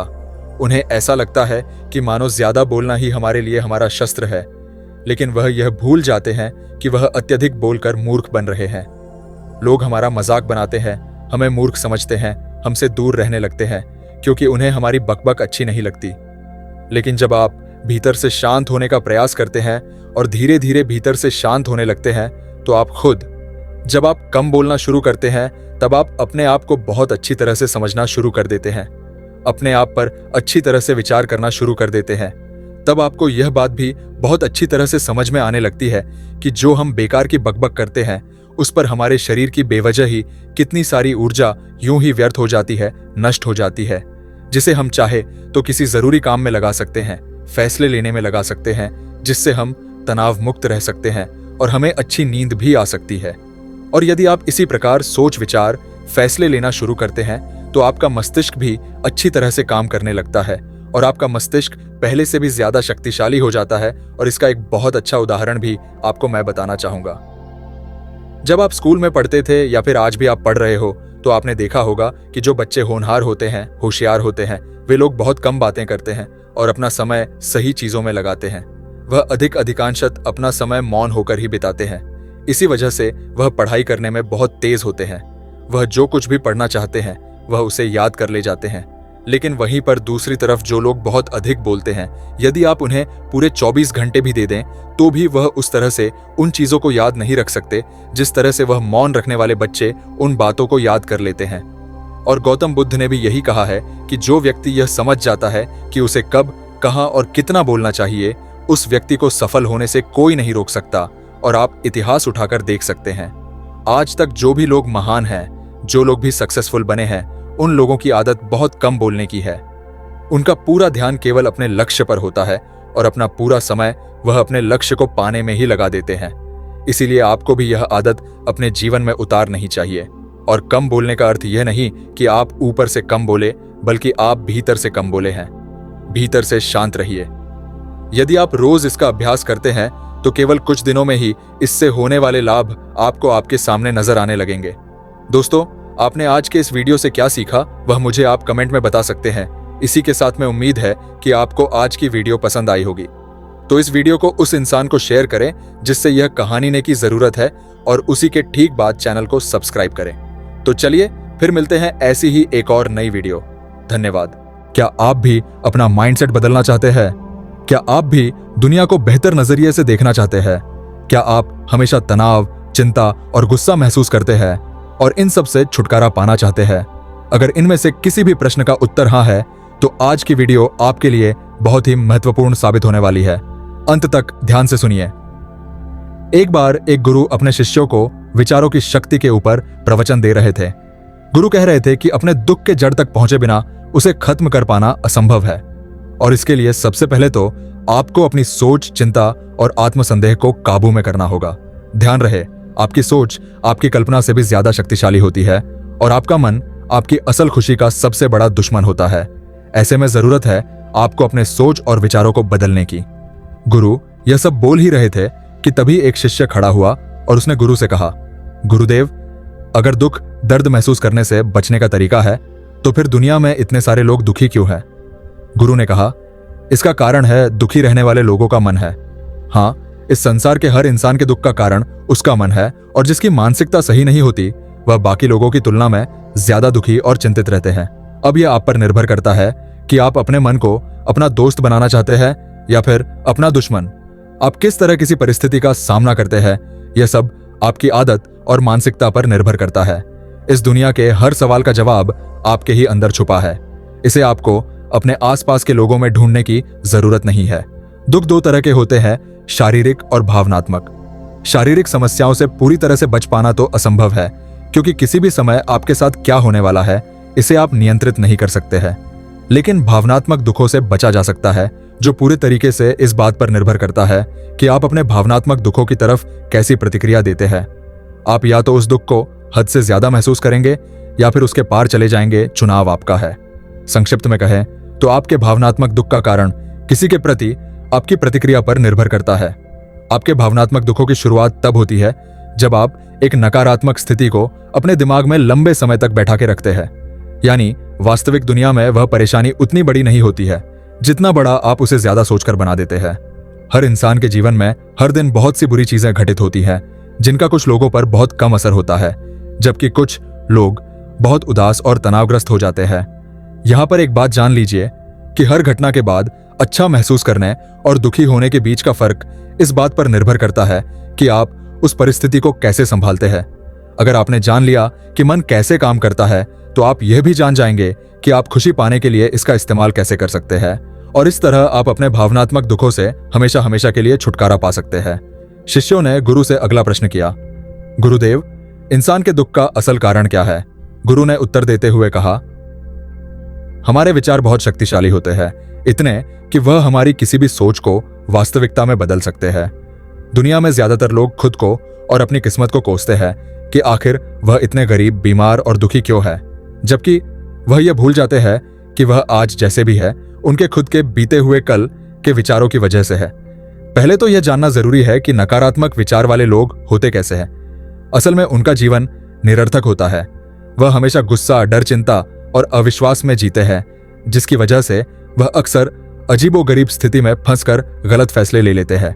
इसके विपरीत सकारात्मक वाले लोग खुशी, प्रेम, समृद्धि, सुख और सफलता को अपनी ओर आकर्षित करते हैं। उन्हें देखकर ऐसा लगता है जैसे सब कुछ उनके नियंत्रण में है। हाँ, निश्चित रूप से उनके जीवन में भी उतार चढ़ाव आते हैं, लेकिन वह फिर भी हर मिलने वाली चीज के प्रति शुक्रगुजार रहते हैं। अब जैसे दो लोगों की परिस्थितियां एक जैसी होते हुए भी वह अलग अलग महसूस करते हैं। जैसे एक व्यक्ति इस बात के लिए शुक्रगुजार हो सकता है कि उसके पास रहने के लिए एक घर है, वही दूसरा इस बात को लेकर दुखी हो सकता है कि उसका घर उतना बड़ा नहीं है जितना वह चाहता था। मतलब साफ है कि हमारी खुशी और दुख सीधे तौर पर हमारी सोच और नजरिए पर निर्भर करता है। हकीकत और उसके प्रति हमारा नजरिया दो अलग अलग चीजें होती है। बाहरी हकीकत सबके लिए एक होती है, जबकि इसके बारे में अलग अलग इंसान का नजरिया अलग अलग हो सकता है। चलो इसे एक उदाहरण से समझते हैं। एक नौजवान भिक्षु को ध्यान करते समय एकाग्रचित्त होने में परेशानी होती थी। हर बार ध्यान करते समय किसी न किसी कारण से उसका ध्यान भटक जाता था और वह काफी क्रोधित और निराश हो जाता था। शांति की तलाश में उसने एक दिन एक झील के बीचों बीच नाव में बैठकर ध्यान करने का निश्चय किया। पहले 2 दिन तो भिक्षु को बहुत सुकून मिला। ध्यान करते समय उसका मन बिल्कुल शांत और एकाग्र था। लेकिन तीसरे दिन उसकी शांति तब भंग हो गई जब ध्यान करते समय एक दूसरी नाव उसकी नाव से आकर टकरा गई। उसने गुस्से से अपनी आंखें खोली, लेकिन सामने उसका गुस्सा देखने के लिए कोई था ही नहीं, क्योंकि दूसरी नाव तो खाली थी जो हवा के वेग और लहरों के कारण भिक्षु की नाव से आकर टकरा गई थी। अब वह शर्मिंदा हो गया और उसका क्रोध भी शांत हो गया, क्योंकि उस जगह पर उसका गुस्सा देखने वाला ही कोई नहीं था। तब उसे समझ आया कि उसका ध्यान आसपास की घटनाओं के कारण नहीं, बल्कि उन घटनाओं के प्रति उसकी प्रतिक्रिया के कारण भटक रहा था। उसके हद से ज्यादा सोचने की वजह से भटक रहा था। आपके साथ जो कुछ भी घटित होता है वह कभी आपके दुख का असल कारण नहीं बनता, बल्कि आप उस घटना के बारे में कैसा सोचते हैं, कैसी प्रतिक्रिया देते हैं, वह आपके सुख और दुख को तय करता है। हमारी सोच हमारी भावनाओं को नियंत्रित करती है। अगर हम नकारात्मक सोचेंगे तो हमें बुरा लगेगा, और अगर हम सकारात्मक सोचेंगे तो हमें अच्छा महसूस होगा। आप अपने दुख दर्द या तकलीफ का दोष अपने आसपास की घटनाओं और लोगों को नहीं दे सकते हैं। बस यही जीवन के उतार चढ़ाव और सुख दुख का सार है। अपने जीवन को मुश्किल बनाने वाले आप खुद ही है। क्या आपने कभी सोचा है कि बुरे और नकारात्मक विचारों के बिना आपका जीवन कैसा होता? मैं बताता हूं। बुरे विचारों के बिना आप ज्यादा अच्छा और सुकून भरा जीवन जीते हैं। चिंता और दुख आपसे दूर हो जाते हैं और आप हमेशा प्रसन्न रहते। ध्यान रहे, कोई भी घटना या परिस्थिति आपको दुख नहीं पहुंचा सकती। बस आपकी सोच ही आपके दुख का असल कारण होती है। शिष्यों ने गुरु से दूसरा प्रश्न किया। एक शिष्य ने पूछा, गुरुदेव, हम ज्यादा खुश और आजाद कैसे महसूस कर सकते हैं? गुरु ने कहा, हमारे दिमाग में एक दिन में लगभग 6000 विचार आते हैं, जिनमें से लगभग 6000 विचार तो अपने आसपास के लोगों को प्रतिक्रिया देने की वजह से आते हैं, और इन 6000 में से भी लगभग 90% विचार नकारात्मक होते हैं। ऐसा इसलिए नहीं होता क्योंकि हमें नकारात्मक सोचने में मजा आता है, बल्कि ऐसा इसलिए होता है क्योंकि यह विचार हमें जिंदा रहने में मदद करते हैं। हजारों लाखों सालों तक इंसान गुफाओं और जंगलों में रहा है। ऐसी स्थिति में रहा है जहां उसके लिए कहीं से भी खतरा आ सकता था। कोई भी अनजान घटना या छोटी सी भी गलती उसकी जान ले सकती थी। इसीलिए समय के साथ इंसान के अवचेतन मन ने एक आदत विकसित कर ली, जिसे नकारात्मक पूर्वाग्रह कहा जाता है। इस आदत के अनुसार इंसान का दिमाग किसी भी चीज या घटना का नकारात्मक पक्ष सबसे पहले देखता है, ताकि वह खुद को आने वाले खतरे से बचा सके। हजारों सालों से यह नकारात्मक पूर्वाग्रह इंसानों के जिंदा रहने और फलने फूलने में मददगार भी साबित होता रहा है। इसीलिए हमारे अंदर करो या मरो वाला स्वभाव सक्रिय रहता है। लेकिन आज के समय में यह नकारात्मक पूर्वाग्रह ज्यादा कारगर नहीं है, क्योंकि अब हम ऐसी दुनिया में नहीं रहते हैं जहां जिंदा रहने के लिए अब हमें संघर्ष करना पड़े। लेकिन फिर भी हमारे दिमाग का नकारात्मक पूर्वाग्रह वाला नियम हमें नकारात्मक पक्ष पर ध्यान देने के लिए मजबूर करता है और हमें खुश होने से भी रोकता है। अब समय आ गया है अपने नकारात्मक विचारों को छोड़कर दिमाग को आराम देने का। माना कि इंसानों के नकारात्मक पूर्वाग्रह वाले स्वभाव ने उन्हें सालों तक जिंदा रखा है, लेकिन अब अपने दिमाग को खुशी हासिल करने में अपनी मदद करने दीजिए। और यही वह समय है जहां आपकी चेतना जागृत होकर आपको बेहतर और पूर्ण महसूस करने में आपकी मदद करती है।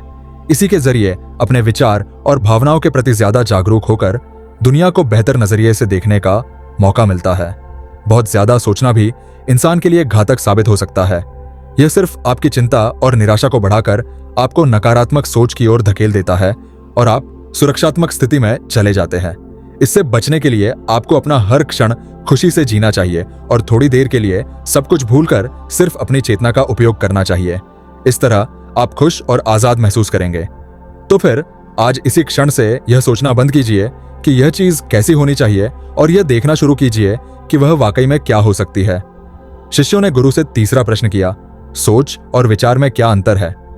गुरु ने कहा, सबसे पहले तो आपके लिए विचार और सोच के बीच के फर्क को समझना बेहद जरूरी है। विचार इस ब्रह्मांड की रचना है जो कि हमारे पास जन्म से ही होते हैं और इन्हें बनाने के लिए हमें किसी बाहरी ताकत या शक्ति की जरूरत नहीं होती है। हमारे मन में हर दिन हजारों विचार आते हैं जिनमें ज्यादातर समय हमारा कोई नियंत्रण नहीं होता है। और दूसरी चीज है हमारी सोच, जिसका मतलब है अपने विचारों के साथ सक्रियता से जुड़ जाना। सोच के साथ आपके पास दो विकल्प होते हैं कि आप किसी भी विचार को या तो जाने दे सकते हैं या फिर उस विचार के साथ जुड़कर उसके बारे में और सोच सकते हैं। विचार के काम करने का तरीका यह है कि यह किसी भी पल बिना किसी शक्ति और कोशिश के हमारे मन में आ जाते हैं, लेकिन सोचने की प्रक्रिया उस पल से शुरू होती है जब हम अपने विचार के साथ जुड़ जाते हैं। विचार आना कोई समस्या की बात नहीं है, यह तो प्राकृतिक है। समस्या तो तब शुरू होती है जब आप इसके बारे में ज्यादा सोचना शुरू करते हैं। किसी भी चीज या स्थिति के बारे में आपके विचार कैसे हैं, उसी से आपकी भावनाएं बनती है। विचार और सोच तो संबंधित लेकिन पूरी तरह से दो अलग चीजें हैं। इसीलिए अपनी भावनाओं के लिए अपने विचारों को दोष देना बंद कीजिए और अपनी सोच पर ध्यान दीजिए। यह मान लीजिए कि आप अपने विचारों को तो नहीं रोक सकते हैं, लेकिन अपने सोच को जरूर बदल सकते हैं। अच्छे विचारों के बारे में सोचिए और याद रखिए कि आप किसी ऐसी चीज को लेकर दुखी नहीं हो सकते हैं जिसके बारे में आप सोचते नहीं है। शिष्य का गुरु से अगला प्रश्न, हमारी सोच हमारी भावनाओं पर कैसे असर डालती है और इसे रोकने के लिए हम क्या कर सकते हैं? गुरु ने कहा, नकारात्मक भावनाएं आमतौर पर तब पैदा होती है जब आप किसी चीज के बारे में बहुत ज्यादा सोचते हैं। हाँ, कभी कभी यह आपकी सुरक्षा के लिए भी हो सकता है, जैसे रात में बाहर जाते समय डर महसूस होना, लेकिन ज्यादातर समय यह आपको तनाव और चिंतित ही महसूस करवाते हैं। जब आप किसी बुरी चीज या बुरी घटना के बारे में सोचते हैं, सिर्फ तभी आपको बुरा लगता है। आप जैसा सोचते हैं वैसा ही महसूस भी करते हैं। ज्यादातर लोगों के दिमाग में यह भ्रांति है कि नकारात्मक सोच से दूर रहने से सब कुछ ठीक हो जाता है। वह मानते हैं कि जितने सकारात्मक विचार सोचेंगे उतने खुश रहेंगे, लेकिन ऐसा सोचना पूरी तरह से सही नहीं है। असल में अच्छा और खुश महसूस करने की चाबी है कुछ भी नहीं सोचना। आपको शायद विश्वास नहीं हो रहा होगा, तो आइए इसे एक छोटे से प्रयोग से समझते हैं।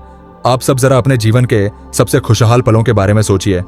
अब उस समय अपने दिमाग में चल रहे किसी विचार को याद करने की कोशिश कीजिए। क्या आप उन्हें याद कर पा रहे हैं? मैं बताता हूं, नहीं कर पा रहे होंगे। आपको याद नहीं होगा कि आप उस क्षण क्या सोच रहे थे, क्योंकि उस समय आपके दिमाग में कुछ भी नहीं चल रहा था। आप बिल्कुल भी नहीं सोच रहे थे, आप बस उस पल को जी भर के जी रहे थे। बात स्पष्ट है कि जब आप सोचना बंद कर देते हैं तो आप बस खुश रहते हैं, आप दोबारा से जी उठते हैं। इसीलिए याद रहे कि आपके दुखों की जर्मन या नकारात्मक मानसिकता नहीं, बल्कि आपकी सोच है।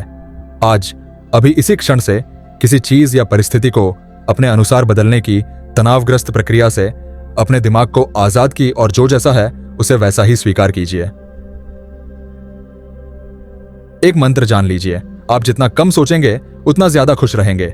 शिष्यों ने गुरु से चौथा प्रश्न किया, ज्यादा सोचना कैसे बंद करें? गुरु ने कहा, ज्यादातर लोगों को यह लगता है कि सोचना बंद करने के लिए उन्हें अपने विचारों को आने से पूरी तरह रोकना होगा, लेकिन यह नामुमकिन है। विचारों को रोकना अपने आप को सांस लेने से रोकने के जैसा है। आप यह बिल्कुल भी नहीं कर सकते हैं। आपको सिर्फ खुद को सोचने से रोकना होगा, विचारों को आने से नहीं। विचारों को उठने से रोका नहीं जा सकता है। आप यह अंदाजा भी नहीं लगा सकते कि वह कब और कहां से आएंगे, लेकिन आप इनके साथ खुद को जोड़ने से जरूर रोक सकते हैं। विचार आया और चला गया, आपने उसके बारे में कुछ भी नहीं सोचा। इस तरीके से आप खुद को विचारों से अलग कर सकते हैं। हाँ, इसका यह मतलब भी नहीं है कि आप पूरी तरह से सोचना ही बंद कर दीजिए। मस्तिष्क सोचने के लिए ही बनाया गया है और यह हमारे स्वभाव में होता है। आप वास्तव में तो सोचने से खुद को भी नहीं रोक सकते हैं। तो सवाल यह है, फिर आप क्या कर सकते हैं? आप यह कर सकते हैं कि आप सोचने में लगने वाले समय को कम कर सकते हैं, और इस प्रक्रिया में पहला कदम जागरूक होना होता है। आपको यह जरूर पता होना चाहिए कि आपको कब खुद को ज्यादा सोचने से रोकना है। ज्यादा सोचने का सबसे आम लक्षण तनाव और असहज महसूस करना होता है। तनाव और असहजता जैसी भावनाएं आमतौर पर तब आती है जब आप किसी स्थिति के बारे में हद से ज्यादा सोचते हैं। जब भी आप खुद को कुछ ज्यादा ही सोचते हुए पाएं, तो तुरंत अपने आप को इससे अलग कर लीजिए। एक गहरी सांस लीजिए, अपने विचार से दूर हो जाइए और अपने दिमाग को शांत होने दीजिए। आइए इसे एक उदाहरण से समझते हैं। मान लीजिए कि आपके पास एक कटोरी गंदा पानी है। अब इस पानी को साफ करने के लिए आप क्या करेंगे? क्या आप इसे उबाल लेंगे या छान लेंगे? ज्यादातर लोग या तो इसे उबाल लेंगे या छान लेंगे, लेकिन इन सबसे आसान यह है कि आप अपने आप पानी की गंदगी को नीचे बैठने दीजिए, कटोरी को शांति से रख दीजिए। ऐसा करने से गंदगी नीचे जम जाएगी और पानी अपने आप साफ हो जाएगा। ठीक यही नियम हमारे दिमाग के लिए भी लागू होता है। ज्यादातर लोग अपने दिमाग को शांत, स्पष्ट और खुश करने के लिए मुश्किल रास्ता खोजते हैं, जबकि आसान रास्ता हमेशा हमारे सामने ही होता है। देखिए, नकारात्मक भावनाएं सिर्फ और सिर्फ सोचने की वजह से ही पैदा होती है। जब हमारा मन अशांत या परेशान होता है तो हम सोचने लगते हैं, जबकि ऐसी स्थिति में आपको शांति से बैठ जाना चाहिए और अपने दिमाग को शांत होने देना चाहिए, ठीक उस कटोरी के गंदे पानी की तरह। ध्यान रहे, जितना ज्यादा आप अपनी सोच से लड़ने की कोशिश करेंगे, उतनी ही आपकी भावनाएं मजबूत होती जाएंगी, खासकर नकारात्मक भावनाएं। इसीलिए अपने दिमाग को अपने आप शांत होने दीजिए। ऐसा हो जाने के बाद आप धीरे धीरे अपने विचारों को पहचानिए और उनसे दूर होते जाइए। अंत में आप एक ज्यादा स्पष्ट और शांत मन पाएंगे। ध्यान रहे, ज्यादा सोचने की आदत से कम सोचने और खुश रहने की आदत को अपनाने के दौरान तनाव बिल्कुल भी मत लीजिए। सोचना बिल्कुल सामान्य बात है, लेकिन इसमें बहुत समय बिताना हानिकारक है। इसीलिए अपने हर पल को ज्यादा से ज्यादा जीने की कोशिश कीजिए। सोचने में समय बर्बाद मत कीजिए। हमेशा याद रखिए कि शांति पहले से ही आपके अंदर मौजूद है। आपको बस सोचना बंद करके इसे महसूस करने की जरूरत है, और यकीन मानिए, एक शांत मन आपको शांत और सफल जीवन की ओर ले जाएगा। शिष्यों ने गुरु से 5वां प्रश्न किया, क्या हम बिना सोचे जिंदा रह सकते हैं? गुरु ने कहा, अपने जीवन के उस पल के बारे में सोचिए जब आप अपने काम में पूरी तरह से ध्यानमग्न थे। वो समय जब आप अपने काम में इतना ज्यादा खो गए थे कि आपको अपने आसपास की ही कोई सुध नहीं थी। क्या आपको याद आया? अब जरा उस क्षण के अपने विचारों के बारे में सोचिए। क्या उस समय आपके दिमाग में कोई विचार था? मैं बताता हूं, नहीं होगा, क्योंकि व्यस्तता के पलों में आप एक अलग ही अवस्था में चले जाते हैं, अपने काम में पूरी तरह से रम जाते हैं, और इसे ही अपने काम के साथ एक होना या प्रवाह की अवस्था कहते हैं। और यह तब होता है जब आपको अपने काम से बहुत प्रेम होता है, और इस स्थिति में आप सभी विचार और भावनाओं को भूल जाते हैं। जब कोई इंसान प्रवाह की अवस्था में होता है, तब उस इंसान का ध्यान इतना गहरा होता है, यानी कि वह इंसान अपने काम में इतना मग्न होता है कि उस इंसान के दिमाग में उसकी उपस्थिति ही खत्म हो जाती है, यानी कि उन्हें खुद की मौजूदगी का भी पता नहीं रहता। इस अवस्था में ना तो आपको भूख लगेगी, ना ही प्यास, ना ही गर्मी और ना ही सर्दी। इस अवस्था में आपकी एकाग्रता चरम सीमा पर होती है, और इस अवस्था में आप जो भी काम कर रहे होंगे वह अपने आप होने लगता है, क्योंकि इस स्थिति में आपका अवचेतन मन काम कर रहा होता है और आप सिर्फ अपने काम पर ध्यान देते हैं। यह एक विचार शून्य अवस्था होती है, जहां विचार, चिंता और संदेह के लिए कोई जगह नहीं होती है। समस्याओं का काम ही हमें शांति और खुशी के रास्ते पर जाने से रोकना है, और किसी समस्या को पैदा करने में हमारी सोच और चिंता अहम भूमिका निभाते हैं। इतना अहम कि कोई घटना जितनी बुरी नहीं होती है, यह उसे हमारे दिमाग में उससे भी बुरा बनाकर हमें डराते हैं। हो सकता है आज के बाद अपनी आदत में बदलाव लाकर आप ज्यादा सोचना और चिंता करना कम कर देंगे। आप नकारात्मक भावनाओं को महसूस करना कम कर देंगे, लेकिन आपका दिमाग फिर आपको सोचने और चिंता करने पर मजबूर करेगा, और ऐसा सिर्फ इसलिए होता है क्योंकि आपका दिमाग नए अभ्यास से अनजान है। जीवन की शुरुआत से आप जो कुछ भी कर रहे हैं वह है सोचना और चिंता करना। अब जब आपने उन्हें अपने दिमाग से हटा दिया है तो आपको असहज और अजीब महसूस होगा, और जब दिमाग में कुछ नहीं होता तो कुछ गलत लगना स्वाभाविक होता है। ऐसे में आपको इस प्रक्रिया पर और खुद पर विश्वास करने की सबसे ज्यादा जरूरत है। आप अपने दिमाग को बेवजह की चिंता और सोच से मुक्त ही रखिए। यकीन मानो, यह जरूर काम करेगा। जिसके बारे में हमें पता नहीं होता उससे डर लगना स्वाभाविक है। जैसे विचार शून्यता की अवस्था से आपका दिमाग अनजान होता है, लेकिन यही वह अवस्था है जहां सबसे ज्यादा अनुभव और मौके मिलते हैं। यही वह अवस्था है जहां आप एक बेहतर इंसान के रूप में विकास कर सकते हैं। अब आपको फिर से उन बुरी आदतों में पड़ने की जरूरत नहीं है जो आप में पहले थी। आपका दिमाग तो जानी पहचानी चीजों की तलाश करेगा ही, ठीक वैसे जैसे परदेश में जाकर हम अपने देश के लोगों की तलाश करते हैं। लेकिन आपको अपने इरादे में अडिग रहना है, और अगर आप खुद को बार बार असफल होते हुए पाते भी है तो घबराने की बात नहीं। गलतियां भी इंसान के जीवन का ही हिस्सा होती है। बस आपको रास्ता पकड़कर रखना है और कुछ नहीं।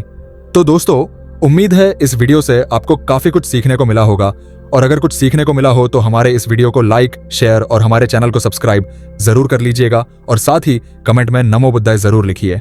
धन्यवाद।